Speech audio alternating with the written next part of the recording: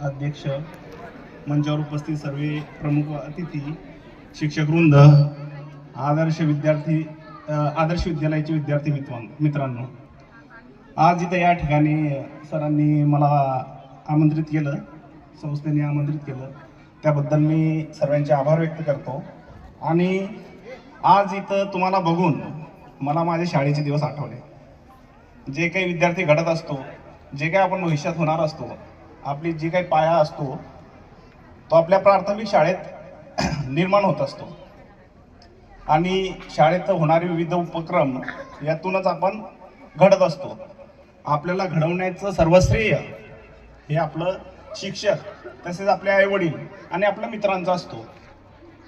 तर शाळेमध्ये शिकत असताना, वावरत असताना जे काही शिक्षक लोक आपल्याला सांगतात त्यांच्या गोष्टींचं आपण अनुकरण केलं तर आपण नक्कीच एक उच्च